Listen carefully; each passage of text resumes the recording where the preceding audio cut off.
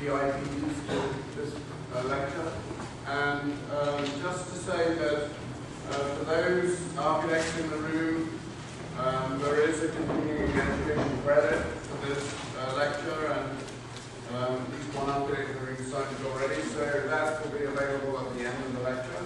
And then also, you may have seen our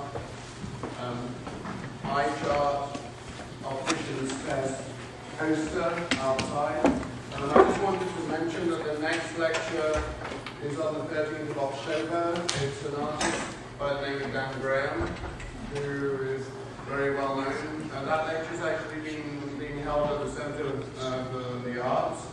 The room number is 112. And there will be an e-card notification for friends and alumni and students and faculty. But just to remind you that that's on the 13th of October, and it's at the Center of the Arts, not in this room. And then we also have a lecture here on the 24th of October, which is by Richard Cleary, which Mary Roberts will talk more about later. But that's also another lecture in collaboration with the Darwin Martin House. I have to say that yesterday we took a very well-known Swiss architect to visit the Darwin Martin House, and it's super to see people's reaction. I mean, there was so much enthusiasm, both on the part of the visitor, but also actually just the part in the house. It was super. And also seeing Shikamori in New York earlier in the week, and hearing about the building, and then seeing the building is, very, very uplifting. And so we're delighted to think of those things happening in the neighborhood, and we're delighted to be partners in this lecture with the Darwin Martin House group. And I just again want to extend a warm welcome to everybody.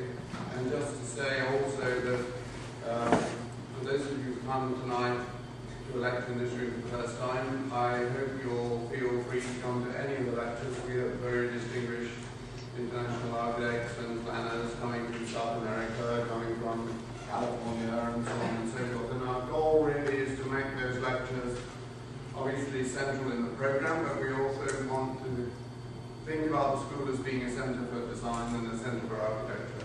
And so those lectures are all completely open, and I just want to extend a very warm welcome to you for the lectures for the remainder of the academic year, as well as just the welcome year tonight. So I'll hand over to Mary Roberts, who can talk more specifically about the lectures.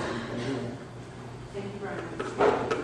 Thank you for hosting this evening's lecture and for being our partner in the University of Buffalo. For those of you who might not be aware, they actually donated the Martin House restoration project, so we're really an ongoing one for many years, and we continue enjoying the work with the School of Architecture and Planning. Thank you all for attending this evening. Very special thank you to Eric Jackson, of course, the curator at the Martin House, who has developed and planned the reconstructed lecture series of which this evening's presentation is a part of. Our speaker tonight is Dr. Jack Quinnen. He is a well-known figure in the Frank Lloyd Wright world, not only here, but throughout the country, and is an internationally recognized scholar, author, and lecturer. Jack's life and connection to Frank Lloyd Wright and the Martin House in particular is very interesting, perhaps not known to many of you. And so, just to give you a bit of background on Jack's Wrightian life journey, I'm going to share just a few things about him before he speaks. Jack attended Dartmouth College. Following his graduation, to put this into context, he entered the Navy and traveled extensively to Europe, Caribbean, the Gulf, and Antarctica. He then went to Brown University in a PhD program in art history and wrote his dissertation on Benjamin Asher, the 19th century American architect.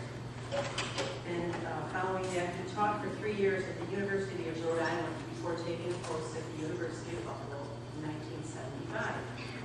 It was then that he began first teaching a course on Frank Lloyd Wright, because the university at that time owned and operated the Darwin Martin House as the Alumni Center and UB Archives. When these functions were transferred to the Amherst campus, the future of the Martin House became uncertain, and Jack got involved trying to save the house from transfer to another state unit and ultimately to restore it. Jack began writing about Wright shortly after he came to Buffalo in 1975. he came across a collection of some 20-some photographs of the interior of the Larkin Administration Building in a local used bookstore, I believe. And since the building had been demolished, he was interested in finding out more about it, and he began interviewing people in the region, particularly former Larkin employees and descendants of John Larkin. His book, Frank Lloyd Wright's Larkin Building, Myth and Fact, published in 1987, was the result of that interest in research. At one point in time, Jack actually lived in the Larkin House for a year, so he has a strong connection to the buildings. That's a little out of context chronologically. I was going to talk about 1980. He actually met Darwin Martin Jr., who told Jack, this is an interesting part of the story of Jack's connection, that Darwin Martin Jr. was writing a book about his father based on a large collection of letters that he owned. Unfortunately, Martin died within a year, and Jack began pursuing those letters. And he raised $50,000 in order to bid for them at an auction on behalf of the archives, but eventually lost out to a dealer. He then sought out Paul Hanna, another Frank Lloyd Wright client and professor at Stanford, I shouldn't say another, a Wright client and professor at Stanford, who also wanted the papers and had some additional monies. They pooled their monies and negotiated a sale from the dealer. At that point in time, roughly 1,000 letters were Xeroxed and divided among Stanford and the University of Buffalo. These materials were very important, really a treasure trove of history in the Martin family, making the archives, the collection of the university archives pertaining to the design and construction of the building, so extensive that it quite possibly is the best documented building of its kind in the world. Jack also was a key voice in the discussions that were leading up to the ultimate restoration of the entire Darwin Martin House complex, including the reconstruction of the Fergulin, the conservatory, and the carriage house. In 2004, he published Frank Lloyd Wright's Martin House Architecture's Portraiture, the definitive book about the Martin House. And currently, he is a distinguished professor in the art history department at the university. He also serves as the senior curator of the He was one of the almost original members of the Martin House Restoration Corporation, which was reorganized in 1992. He was first elected to serve on that board of directors in 1993. In addition, he's a founding member of the Frank Lloyd Wright Building Conservancy and will chair their annual conference next year, which takes place here in Buffalo in October. I think it's fair to say that Jack's greatest accomplishment is the impact that he has in this community as a teacher, as a preservationist, and his role in preserving the Buffalo architecture legacy and celebrating that legacy. And without further ado, there was a lot of yes, for sure. It's hard. There's so much history to Jack. I'd like to welcome and introduce our friend and lecturer and speaker, Jack Gibb.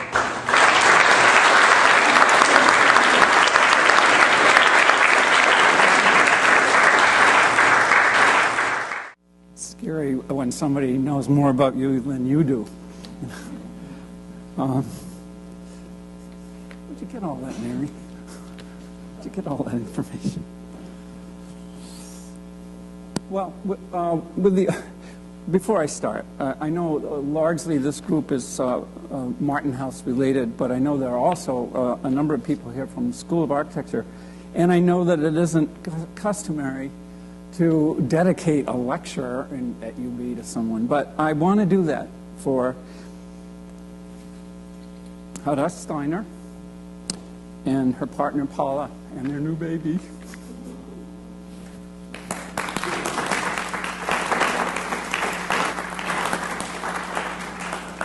I wish she could be here, but maybe she wouldn't. Anyway, with the opening of the Frank Lloyd Wright Archives in Scottsdale, Arizona in 1980, by the way, archives that contained 22,000 drawings and 198,000 documents, opened some 21 years after Wright's death, there occurred an unprecedented outpouring of scholarship.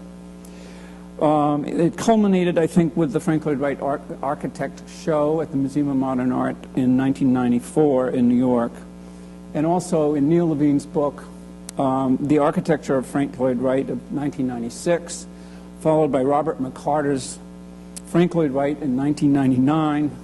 Robert spoke in this series last year. And Julia Meach and Julie Sloan's respective books, Frank Lloyd Wright and the Art of Japan, and Light Screens, The Leaded Glass of Frank Lloyd Wright. All of these are enormous books. And that was the big outpouring. Plus there were lots of biographies and individual building studies and so forth. But around the year 2000, roughly, this all began to wane. Younger scholars turned away from famous white guys and started pursuing new theory, structuralism, post-structuralism, post-colonialism, the various theoretical endeavors that have emerged in the past 30 or so years, including phenomenology. Well, for me, it was like having the ground shift under my feet, having spent so much time on Wright. So I wondered what to do, and recently I have turned to the study of phenomenology, which is a philosophy that was first articulated by Edmund Husserl in Germany between about 1900 and 1910, and then was picked up sequentially by Martin Heidegger and Maurice Merleau-Ponty in France. It's a philosophy that has to do with direct experience of, as they say, translated from German, of being in the world, rather than merely looking at it objectively. And after all, architecture is nothing if not experiential. So it's been gratifying for me as a newcomer to the field to see phenomenology assume a really significant presence in architecture, both through the writings of people like Juhani Plasma and Christian Norberg Schultz and Karen Frank and Alberto Perez Gomez in McGill University, and others, and also in the work and writings of architects, starting with Charles Moore, the late Charles Moore, and coming forward to Peter Zumthor, and especially Stephen Hall. But you may be wondering why the architectural promenade, or promenade architecturale, as Le Corbusier called it, and why Frank Lloyd Wright and Le Corbusier. Well, the term promenade architecturale was first used by Le Corbusier in the 1920s to connote roughly the passage or journey through the building. And that notion is phenomenological or experiential. It's about us, our bodies moving to and through a building, okay? But it's more than that, and I hope I can show you that it's more than a linear path that you might describe on a piece of paper, much more. I chose to look at the work of Frank Lloyd Wright and Le Corbusier in this regard because it has not really been done before in any depth. And it's been my experience that among the numerous reasons that these two architects have hold such elevated status within modernism, within the 20th century, is that they each approach their work with not only a seemingly boundless creativity, but with an exceptional thoroughness. They really thought of everything, you might say. And my experience has been, the more one looks, the more one finds. They were not phenomenologists in the self-conscious way that I think Stephen Hall is, but their work engages the subject or viewer or visitor, whatever you want to call it, very fully at the level of experience. That is, they paid close attention to touch or hapticity or reach touch, which is a kind of visual touching of something distant, to sound, to kinesthetics, the body and space and so forth, and to a lesser degree, thank God, smell and taste. In his 2006 book, Walking Through Le Corbusier, a tour of his masterworks, Jose Baltanas offers a pictorial tour of 12 of Le Corbusier's buildings, ranging from, we're going to get started here with this equipment. I think this will do it. It's always nice when these things work. Ranging from the Villa Fallet here on the screen from 1905 in La Chaux-de-Fonds, which was Le Corbusier's hometown, his village in Switzerland, on to the more famous buildings, the Villa Savoie Unité d'Habitation in Marseille, and the monastery at La Tourette, culminating in this book with the Heidi Weber Pavilion in Zurich of 1963. Baltanus's book is visually interesting with lots of interior photographs, and this is a page from the book, in color, accompanied by plans with arrows showing the position from which each photograph was made. But it's disappointing phenomenologically. After all, there is no substitute for physically and psychically experiencing architecture. And indeed, therein lies the conundrum of phenomenology to scholarship. It is difficult to write about experience. We generally leave it to novelists. Baltanus maintains that the Promenade Architecturale reached its ultimate expression in Le Corbusier's work in the Villa Savoye of 1929. Which we're seeing through the trees here. Le Corbusier's cubist and machine-inspired villa, in which the journey begins in an automobile drive through a shielding forest, which is what's going on here, crosses a stretch of green lawn, and involves driving under the main floor on the right-hand side of the building in an arc that determines the ground floor plan of the house. I think that's coming up. Yeah, here you can see the ground floor, the curving part. You can see 3 cars in the garage. So you literally drive into the house, in a sense, under the house and park. But the visitor, perhaps Mrs. Villa Savoye would get out and enter on axis in the center of the curve, and that would begin the architectural promenade. There in that space, one is confronted by 2 stairways, a spiraling one for the servants, presumably, and a ramp off to the right that leads up to the main living floor of the house.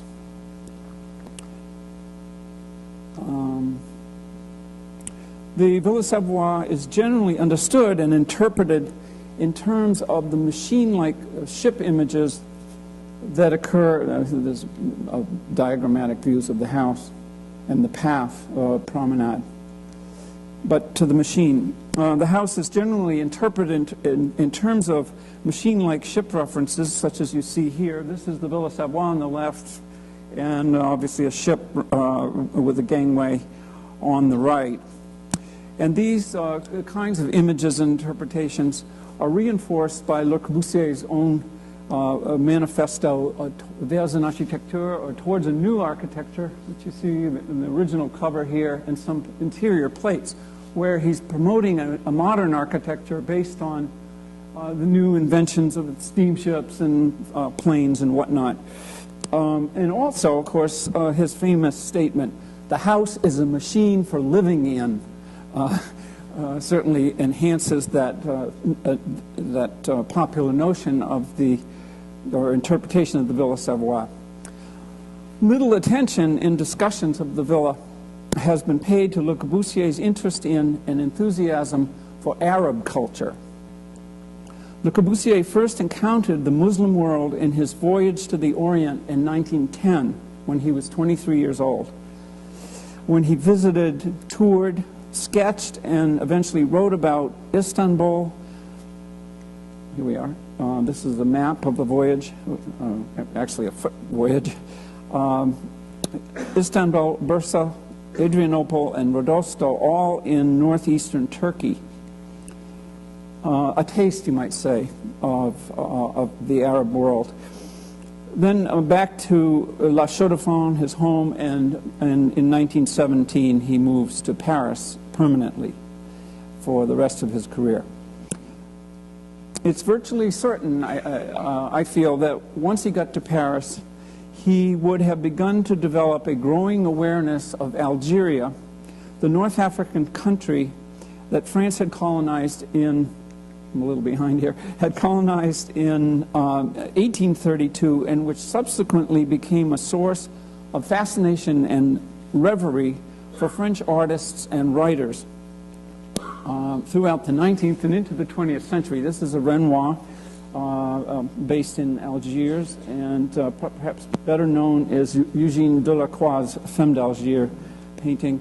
It's just a hint of that a French passion for the North African country. Just as Le Corbusier was completing the Villa Savoye in 1929, he began what he was to call, and I quote him, 12 years of uninterrupted study of Algiers, which would lead to this very ambitious linear plan for a city, a kind of flowing city, and various large urban structures more or less superimposed on the city. These were not realized. But it brings him there to the site of the famous Casbah, which you see here. After the French took over Algiers and Algeria in 1832, there's a French sector that's very much larger buildings and very organized, and then the old Casbah remains a kind of dense, chaotic, what you see here. A man named Jean de Maisonseul recalls himself as an 18-year-old in 1931 guiding Le Corbusier through the Casbah and helping him enlist two young women, one Spanish and the other Algerian, to pose nude for him.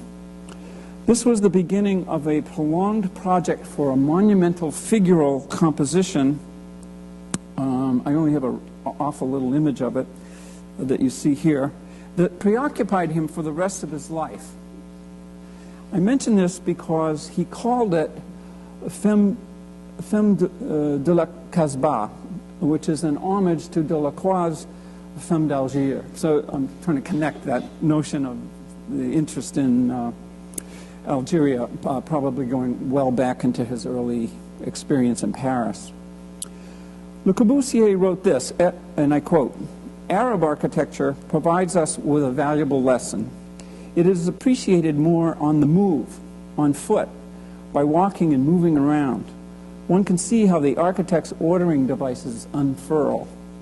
The principle is opposed to Baroque architecture, which is conceived on paper, around a fixed theoretical point. I prefer the teachings of Arab architecture." Le Corbusier. So, through the lens of Le Corbusier's interest in Arab culture, the Villa Savoye, which you see fully here, can be interpreted, I think, in an entirely different way.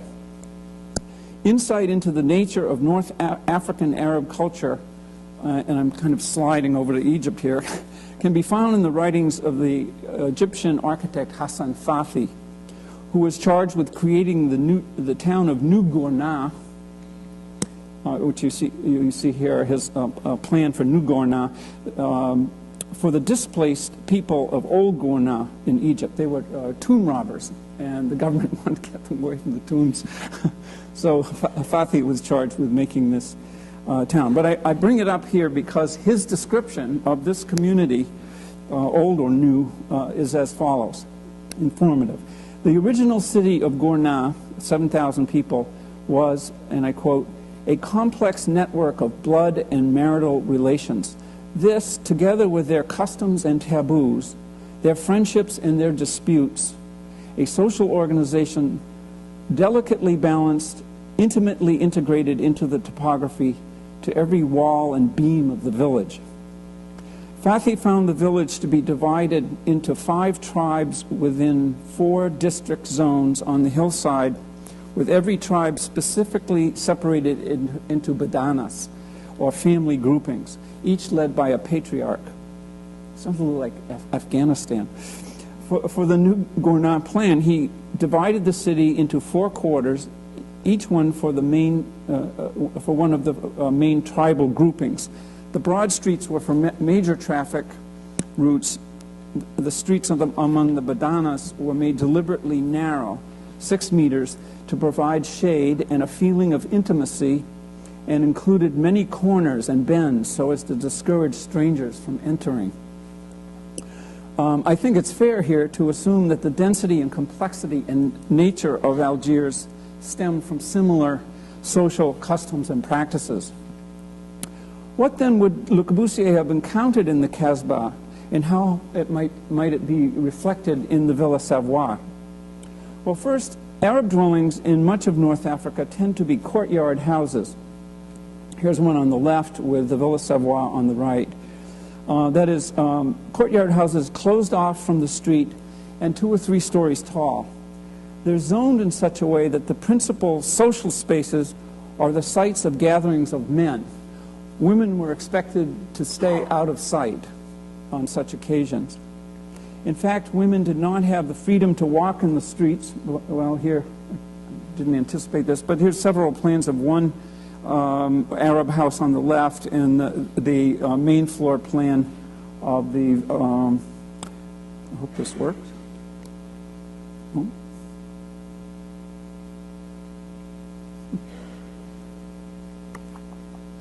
Well, the gridded part of the Villa Savoye, the big grid, is, of course, outdoors. So it's not a full courtyard building, but it has somewhat of the feeling that.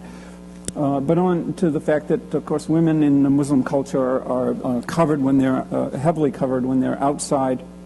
But so in the house, however, they tended to live and work in the upper reaches of the house, especially on the roof, where, according to Zeynep Selik, an entire feminine social world existed.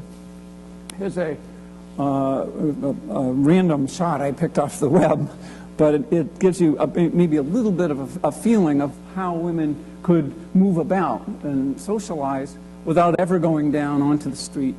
And this was encouraged in the culture.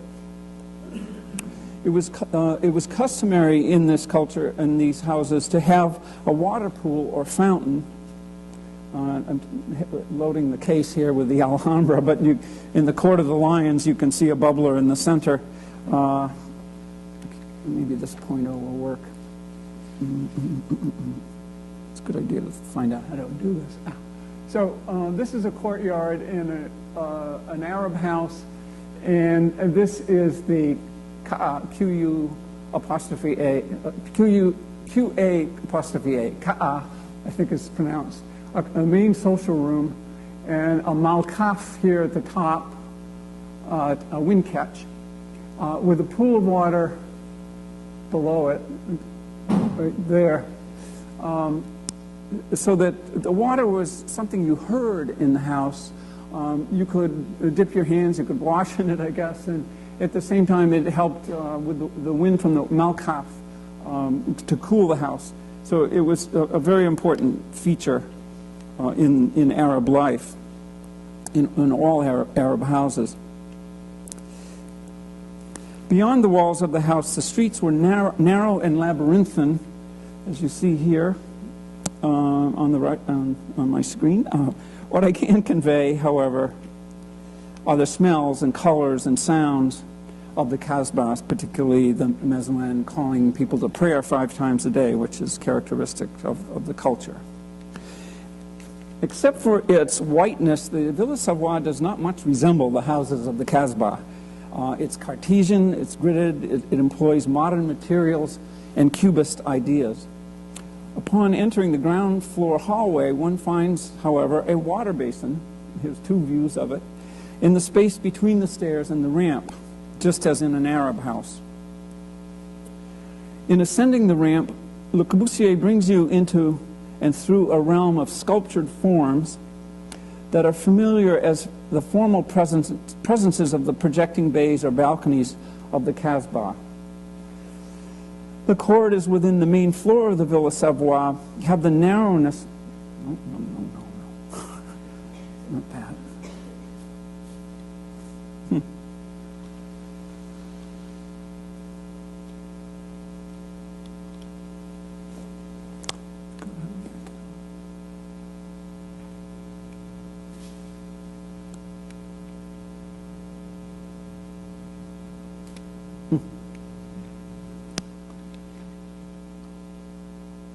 Some tech support here. Can I back that up?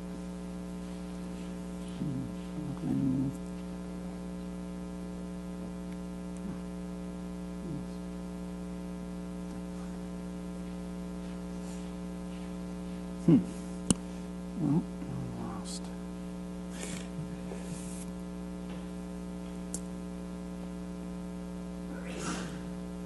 well, apparently something's missing that I thought would be here. It'll probably turn up when I don't want it to.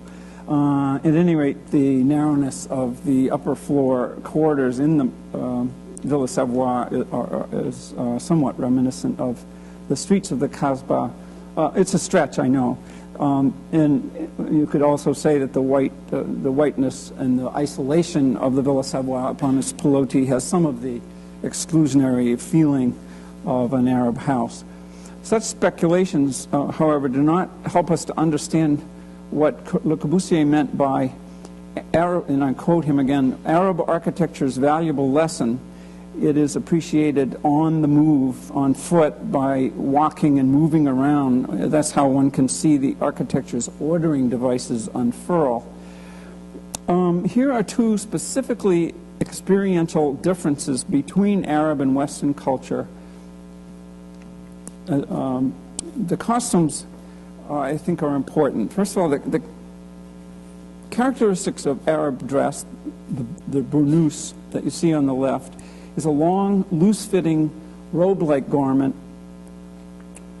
designed for a combination of modesty, sun protection, cooling the body, and to allow a freedom of movement quite unlike the sort of modern Western dress that Le Corbusier himself favored, as you see him on the right.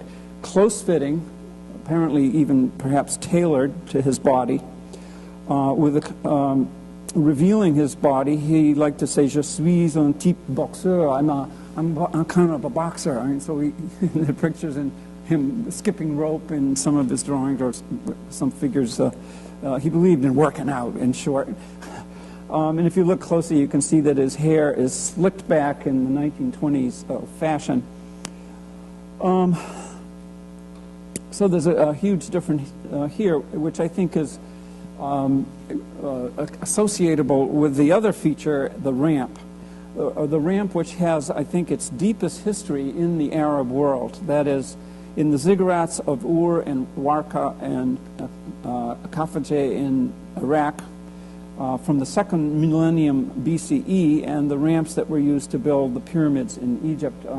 Here, the Great Pyramids, with diagrammatic speculations by archaeologists as to how they were constructed, and it's all about ramps. And I could show you something similar from Mesopotamia or Iraq. It's a deep part of the culture. Many of the streets and alleys of the Kasbah are ramp-like.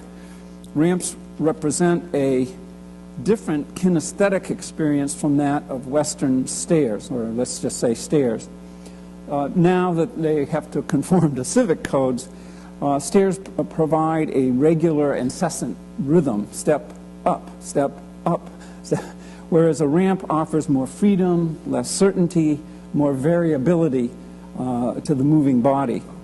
Le Corbusier wrote this about the ramp, and I quote, "One rises imperceptibly by means of a ramp, which is a completely different sensation from going up a flight of stairs.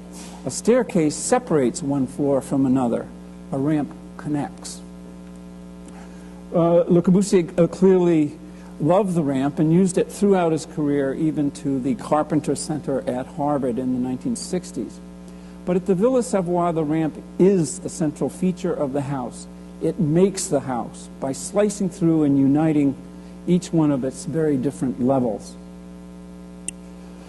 Even as Le Corbusier was completing the Villa Savoye in 1929 and beginning his work in Algiers, Frank Lloyd Wright, who was then 62 years old, was at a low point in his career. He had almost no work and had begun to write his autobiography, which opens with a section that you see here titled Family. This handsome cover was deciphered by a young historian at Stanford named Richard Joncas. He read it as an abstract version of the text on the next page, which I'll read in a condensed version. In the text, Wright refers to himself as the boy. He's 6 years old, and he's about to cross a snow-covered field in Wisconsin with his Uncle John, who says to him, "Come, my boy, I'll show you the way to go," and proceeds across the snowfield looking, as Wright puts it, neither to right nor left. Intent upon his goal, straight forward he walked, possessed. But soon the boy caught the play of naked weed against the snow. Leaving his mitten in the strong grasp, he got free. He ran first to gather beads on stems, and then beads and tassels on more stems, then right to gather prettier ones. Again, left to some darker and more brilliant, and beyond to a low-spreading kind.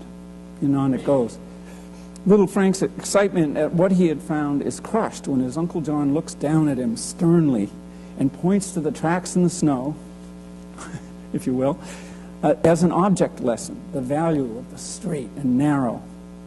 But Wright concludes the piece this way, and I quote him again, and somehow there was something not clear. The boy was troubled. Uncle John had left out something that made all the difference. Wright's youthful meander may have been his way of telling us how clever he was at age 6. I wouldn't be surprised. But it also prefigures a very different notion of the architectural promenade, inflected, I hope to show you, by the nearly 6 years he spent in Japan in the teens and 20s, before he had written his autobiography. Wright's interest in things Japanese, like Le Corbusier's admiration for Arab architecture, does not explain his notion of the architectural promenade fully, but it contributes to it quite significantly. Wright's attraction to Japan began in 1887 when, at the age of 20, he first saw Japanese woodblock prints, ukiyo-e, the floating world they're called, in the office and home of his first employer, Joseph Lyman Silsby. Some of you know that Silsby had an office and built buildings here in Buffalo, even though he was based in Chicago.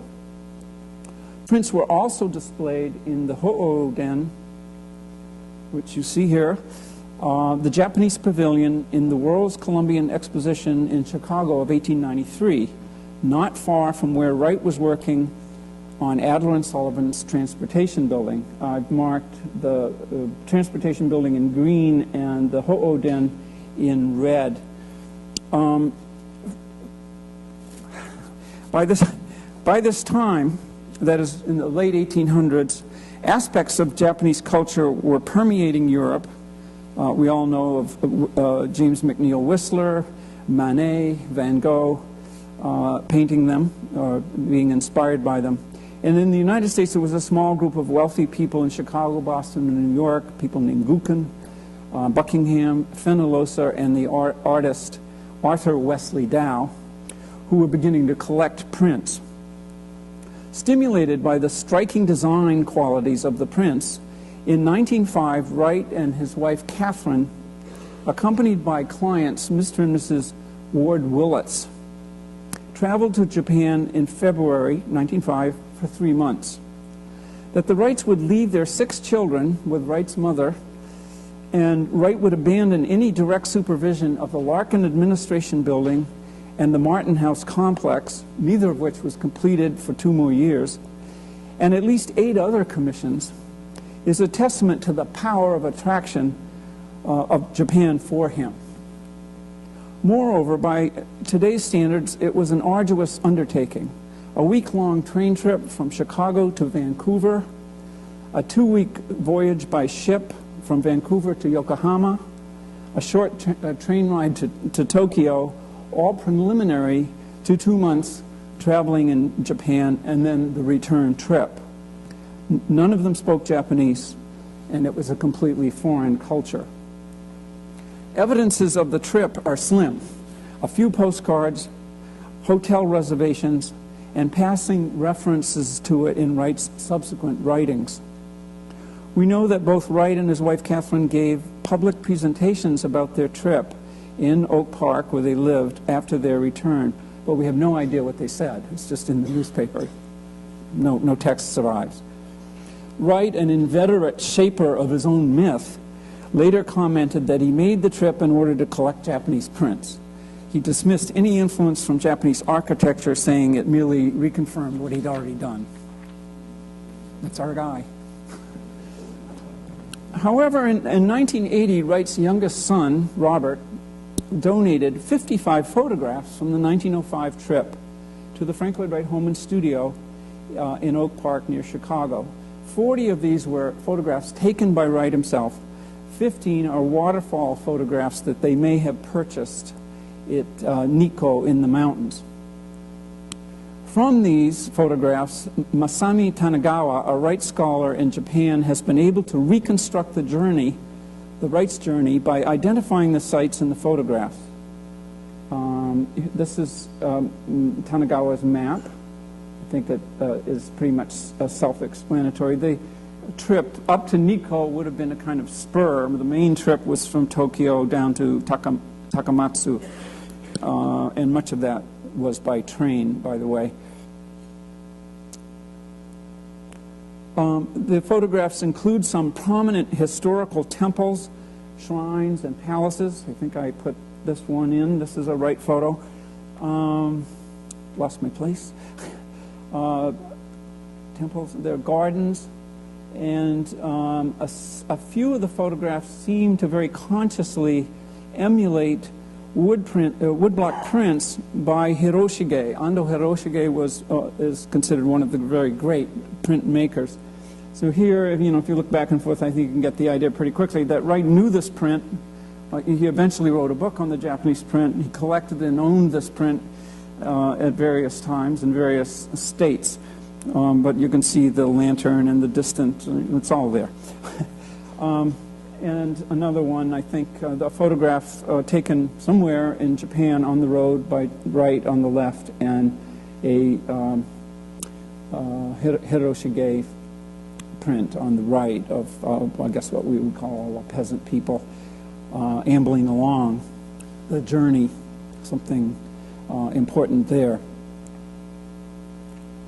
We also can map the Tokaido Road on the left with each of Hiroshige's print stations and look over at the map of Wright's trip, or I should say the Wright's trip, and where the red dot is on the left is Tokyo. So he or they essentially followed the Tokaido Road. Maybe that was the only way to go, but it certainly suggests a deliberate effort to follow the path of Hiroshige.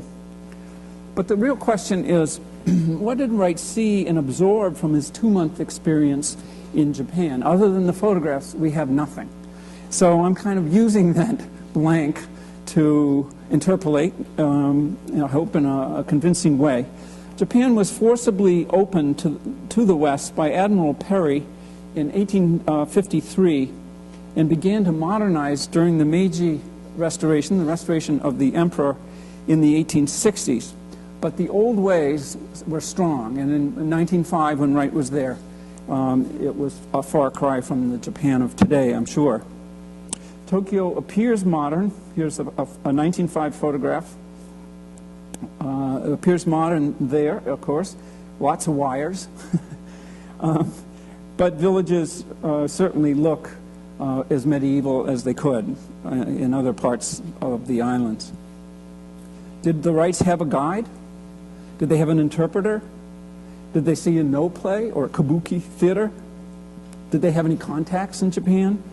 Did they visit or dine a Japanese family at their home? I ask these questions because Japan in 1905, or maybe I should say the Japanese in 1905, had a fundamentally different way of experiencing the world from the West. This is immediately evident when one of the woodblock prints, my favorite, Sudden Rain at Ohashi Bridge by, of course, Hiroshige, is compared to a Western painting in which the Albertian perspective system is used. Note how this system brings precise order and clarity to the positioning of everything, but it's all based on a single vanishing point. And I'll come back to this idea, if I remember it, that a vanishing point is, after all, the end. And we'll see about that. So there's that comparison, but we could also look at that was a Renaissance painting. We can look at a Baroque painting by Jacob Ruysdael, one of his wonderful landscapes. in which the Dutch artist's interest here is in the freezing of the moment so that water droplets, if you got close enough, would be visible with light passing through them in a way that would seem to even transcend the possibilities of mere paint. The Japanese artist, like Hiroshige, on the other hand, is interested in essences. And indeed, so are phenomenologists. In this case, it's the essence of a bridge, which bridges the picture. The essence of water, which is falling in a heavy rain on a large sheet of water. The essence of human behavior in rain. We all shrug our shoulders, but we still stay just as wet. Whereas, as opposed to these searches for kind of universal behaviors of plants and phenomena in nature, the Western artist is more concerned with the momentary. Wright was already attuned to Prince before the 1905 trip. We know that. But there was a world of cultural differences to be absorbed in Japan. The Chicago from which the Wrights and the Willitzes journeyed in 1905 was the fastest growing city in the United States, and it was a city of innovative systems and business practices, such as Sears Roebuck and Montgomery Ward's lines of catalog sales, the Armour and Swift companies applying assembly line methods to the butchering of beef and hogs, of Mr. Pullman with his small town built around the production of railroad cars and refrigerated cars to move goods to the east, or Mr. McCormick with his reaper, producing reapers that would then, of course, till the fields of the American Midwest. And most important, of course, is the innovation of the modern tall office building in Chicago, invented and perfected there in the office of Adler and Sullivan, with Wright working alongside Louis Sullivan for 5 years. Yes, that was Chicago. Chicago and industrial America were all about production, about speed, efficiency, the end product, the bottom line. This attitude is reflected, or has been reflected, in our sports values. Who here remembers Vince Lombardi, the Packers coach, saying, "Winning isn't everything, it's the only thing"? Remember that? The Japanese way was entirely different. The journey was at least as important as the destination. Michael Lazarin made that abundantly clear when he spoke here last year on the Japanese concept of ma, which can refer to an interval of time, a moment, the unpainted parts of a painting. Humanity is the ma relation of humans. It can be a sense of rightness, as in the ma of a well-designed space. The architect Isozaki said there is no English equivalent for ma. And that's the point, the differences. Lazarin spoke of the Japanese No Theater, and that reminds me, in case you haven't heard about it, there's a No play, a rare event in Buffalo, at Buffalo Seminary on Friday, October 3 at 8 o'clock, and it's free. Timely. I only wish it had been just before this talk, because I haven't seen one before. At any rate, Michael Lazarin spoke about No theaters. Here we go. A couple of diagrams and a lot of captions about No theater. It's a ritualized play. No theater includes ritualized plays that date back to the before the 13th century in Japanese culture. The theater is designed so that the audience sees three main entities. The mirror room to the left, it's number 26 on the plan. The mirror room is where the actor is seen preparing by the audience. The ramp, or hashigakari, leads to the stage. That's number 2 on the plan and on the rendering. And this is where the actor begins to undergo the transformation from the mundane to the spiritual world. And the stage, and finally the stage itself, where the play unfolds. The audience then watches the actor pass through a transformation or a passage through time in the mirror room and along the ramp, and hence the journey is an essential ingredient of the play. How different that is from the Western form, where actors so often burst onto the stage fully armed from the wings. Wright may or may not have seen a No play, but we know from his photographs that he visited a number of temples and gardens. Zen Buddhist temples often have a tea house based on the idea of a reconstruction of a hermit's cottage where the ceremony of tea has been held since the 15th century. The tea house is surrounded by a roji, that is a garden of paths, lanterns, and gravel. The Buddhist monks evolved the tea ceremony to cleanse the mind and evoke inner peace. Maurice Sauzet, a French architect interested in phenomenology who lived in Japan in the 1960s, wrote about the Jikoin temple in Nara as follows, and I quote, "I learned the importance of the access path to the temple. The visual spectacle is literally staged along an itinerary composed in sequences, successive thresholds corresponding to changes of direction at which impediments force one to step down or step up or lower the head." These paths and environments were intensely experiential.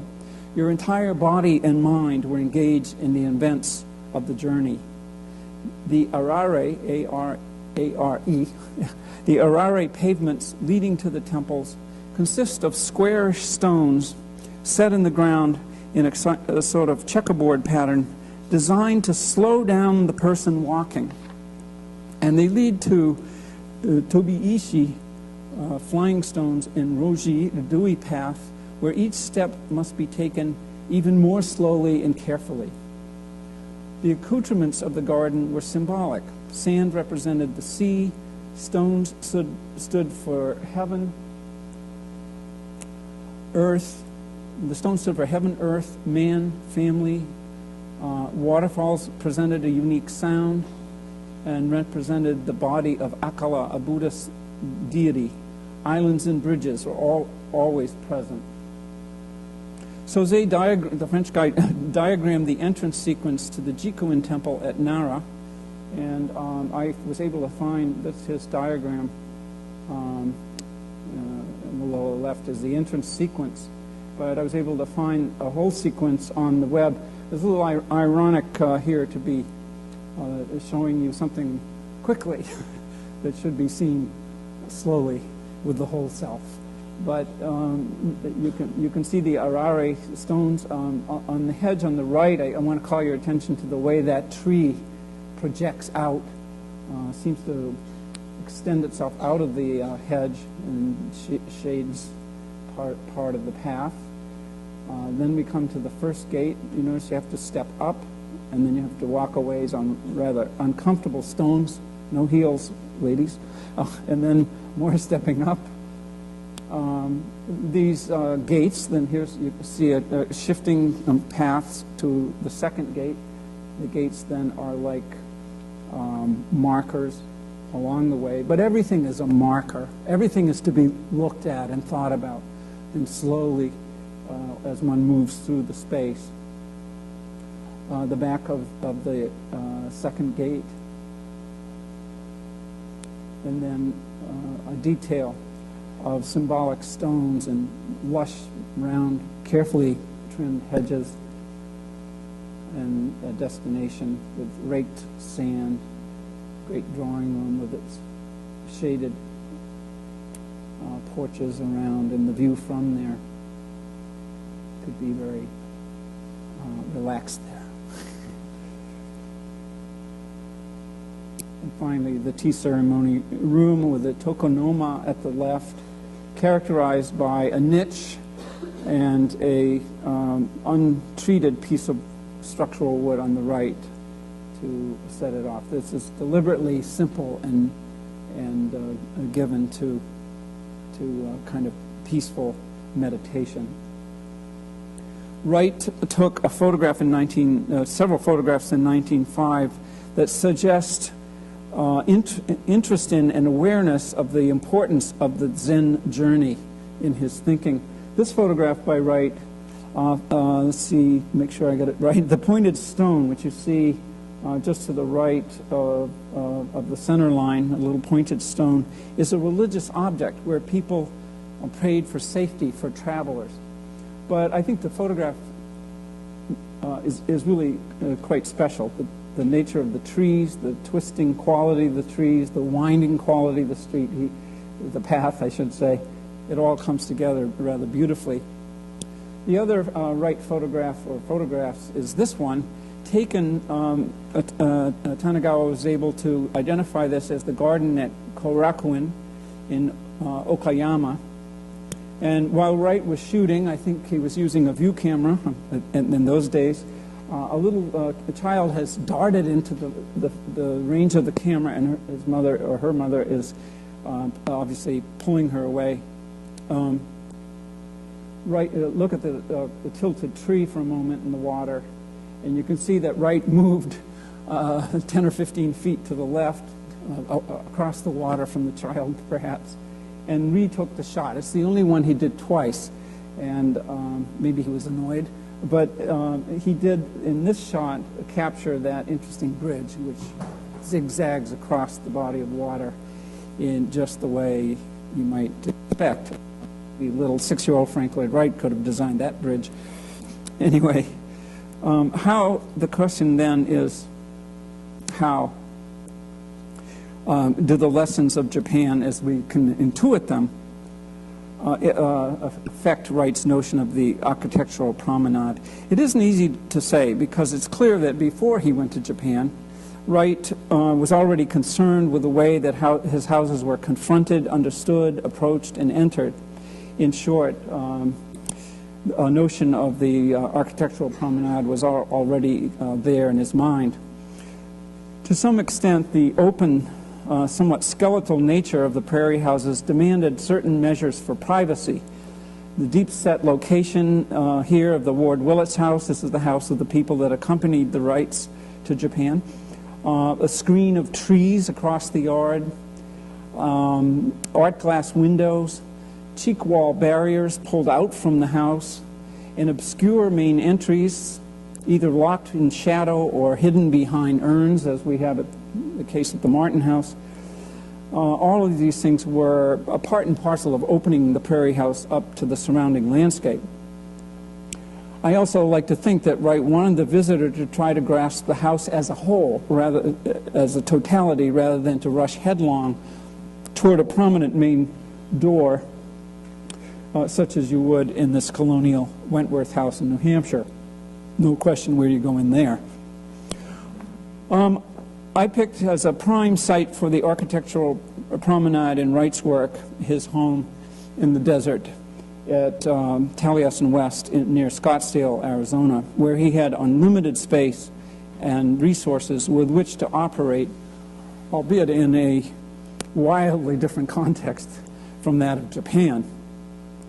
When Wright began Taliesin West in 1937, the site was about 16 miles northeast of Scottsdale on a kind of mesa, that is a gently rising land moving up out of Paradise Valley toward the McDowell mountain range, which you'll see in a moment. Wright and his apprentices had to build a road several miles long through the desert terrain to the site, working without a supply of any kind of water except what they carried with them.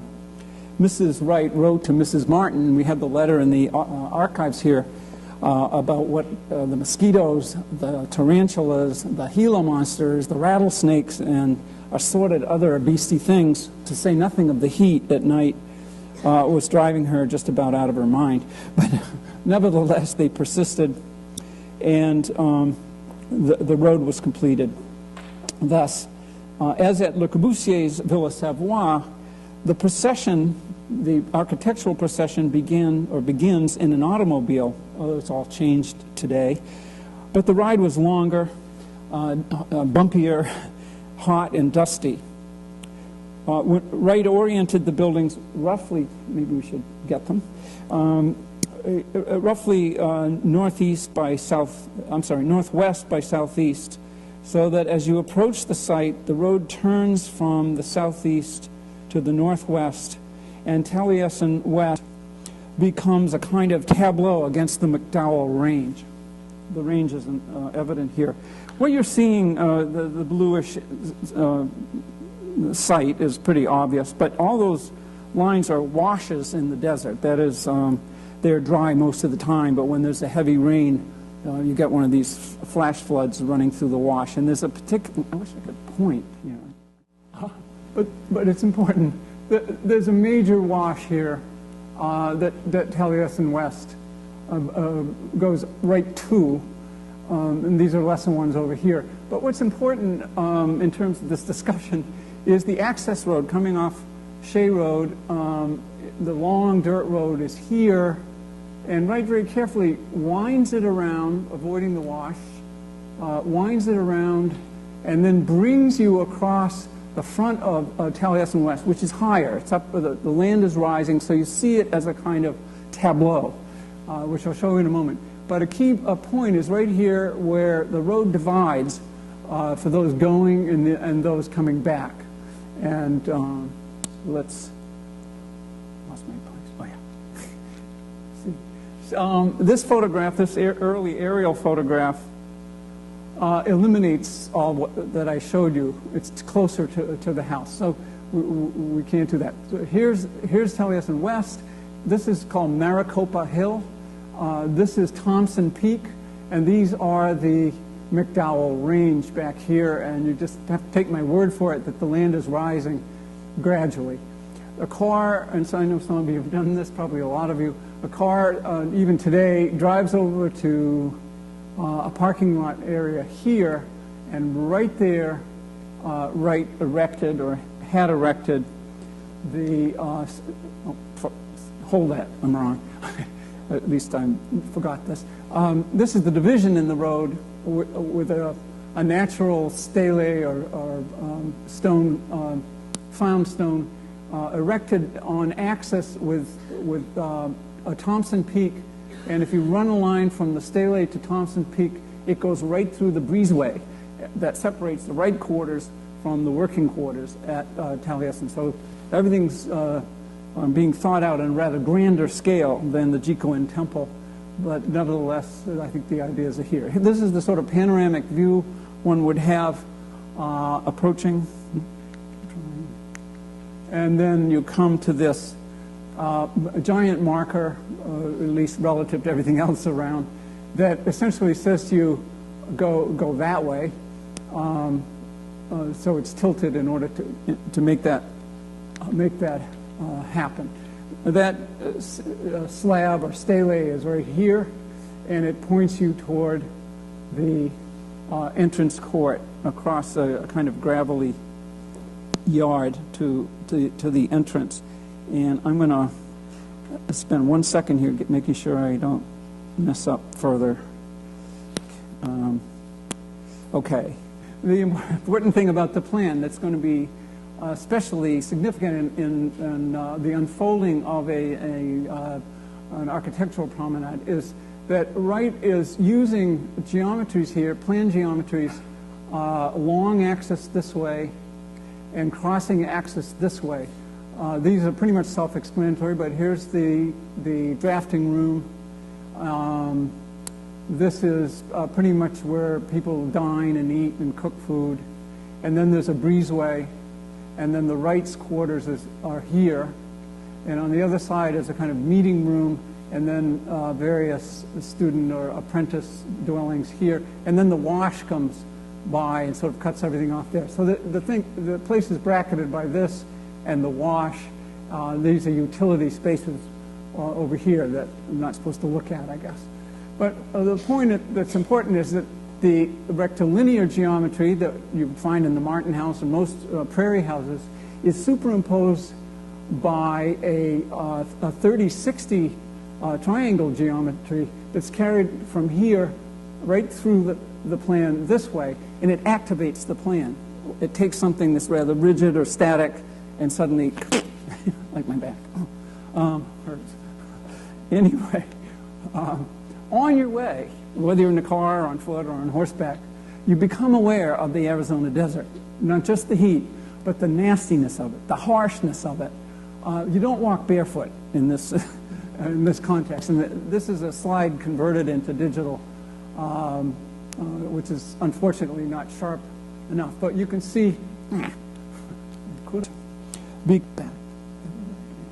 Okay. So I can go forward, right?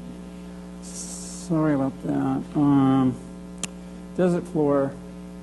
What you're seeing are staghorn and cholla, greasewood, and on, mesquite, and all those stones. And the stones are faceted. There's no water-washed, smooth round stones lying around much on the desert here. It's very, very hostile, and that's important. I'll elaborate on that a little bit in a minute.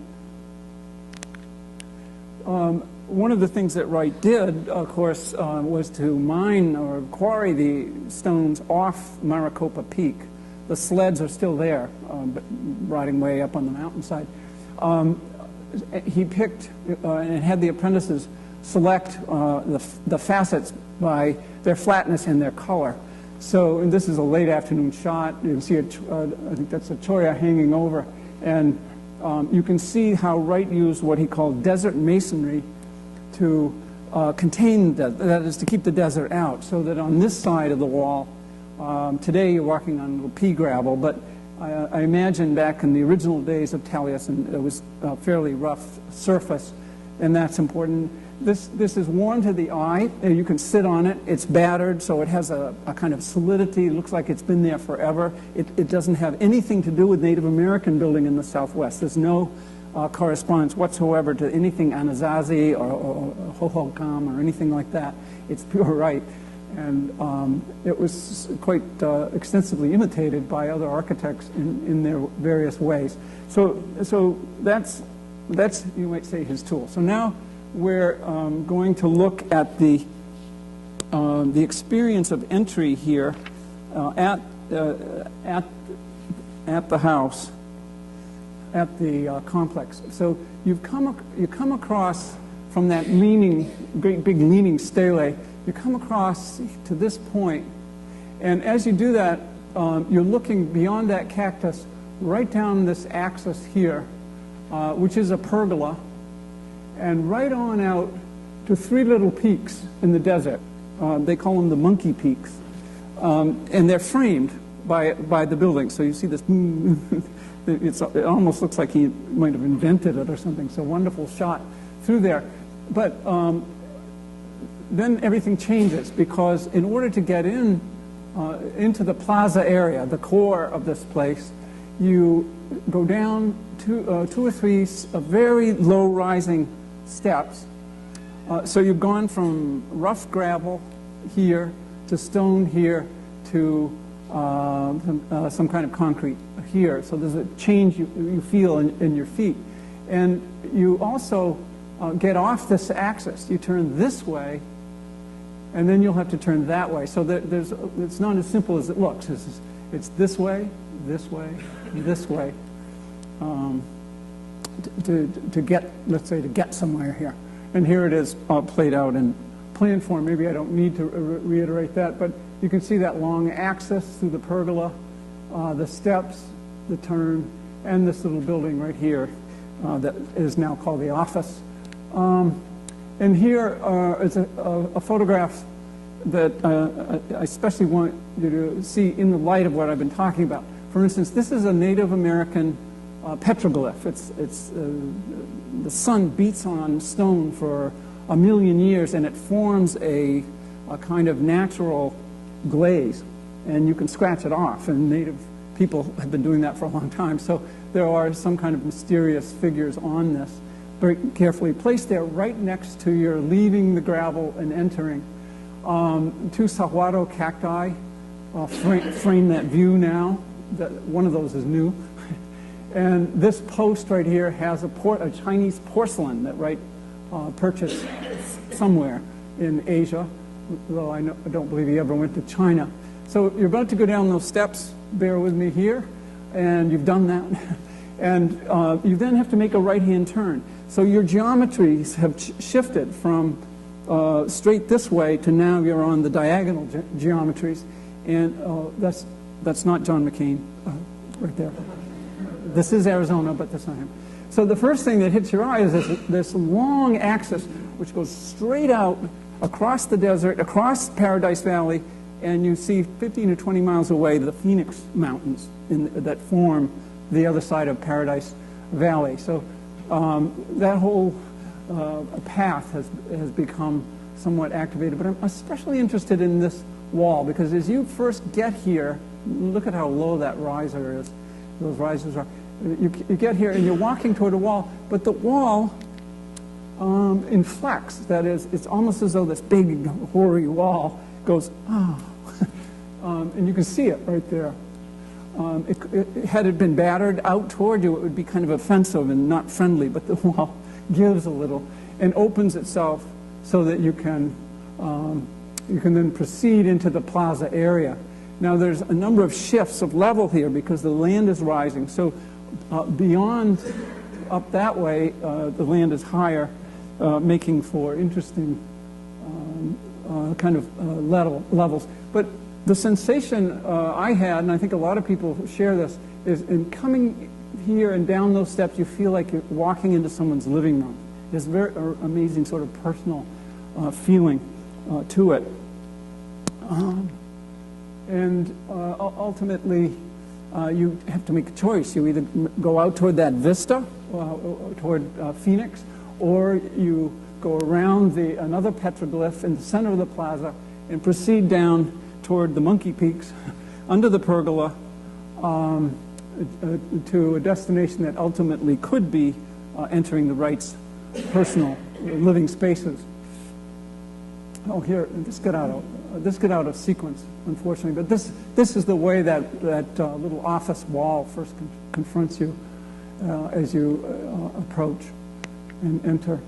Now, going down that pergola, I purchased this dragon somewhere probably in Japan, and it's been outfitted with gas so that it spits flame on Saturday night when everybody's supposed to go to the Wrights for a drink. They had a ritual drink on it. And then a movie. He loved movies. So about 6 feet of flame comes out of its mouth at a certain time. I don't think they do that for tourists. And then around that point where the dragon is the breezeway. So it's the great divide between the working end of Taliesin West and the living end to the left. And here you can see the view out into the desert, although with modern fumes and whatnot, it's not as nice as it should be anymore.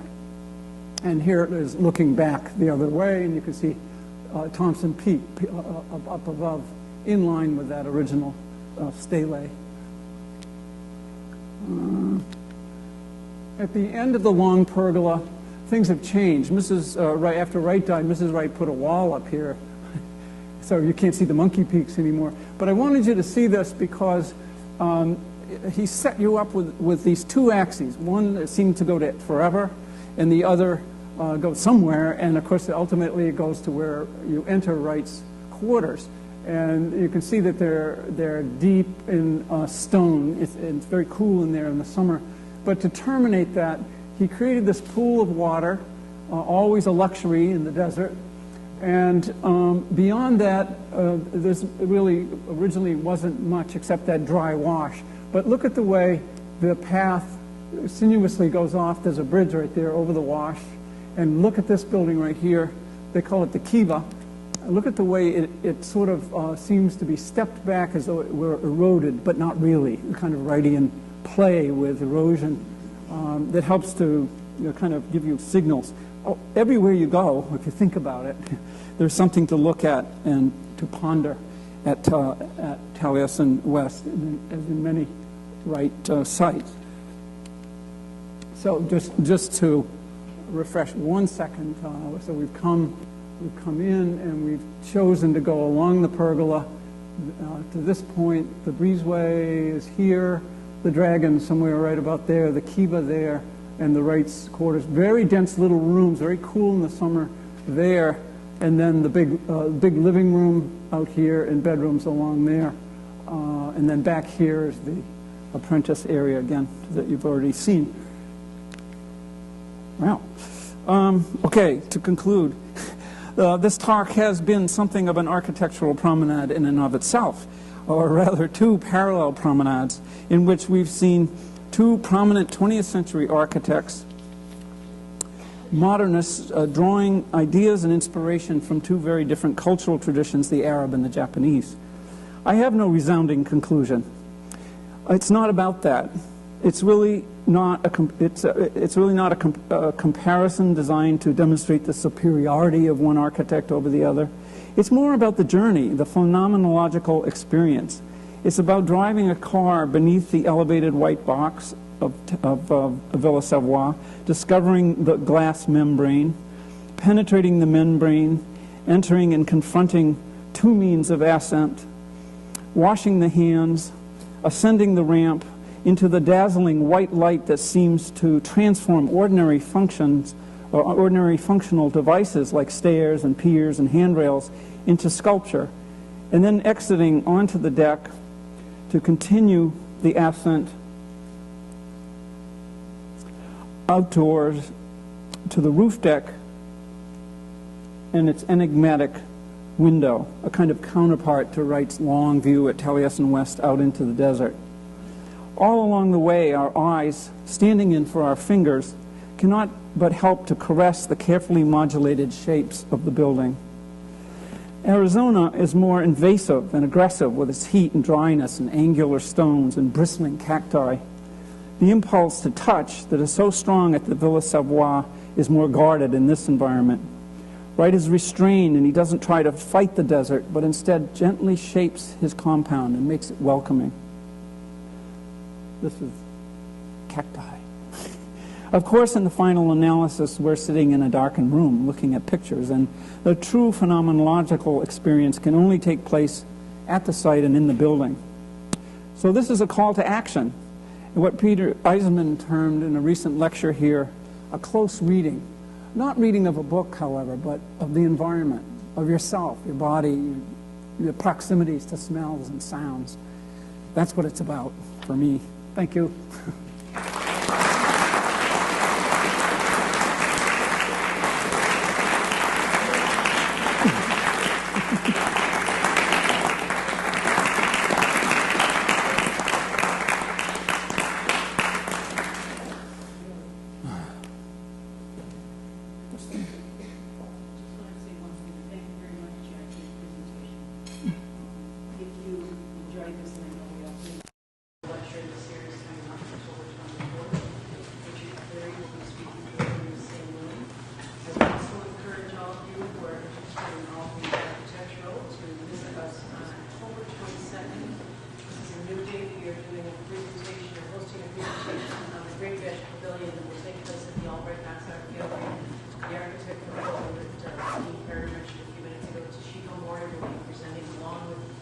Three of the engineers that have worked on building the glass, the structural, and the mechanical engineers.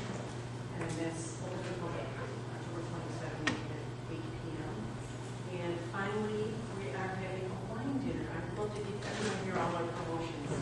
One of our board members is Bert Notarius, is Mr. Prime Wines, and he is sponsoring an evening at the Roycroft Inn on October 15th with fine wines, which is a winemaker from Germany.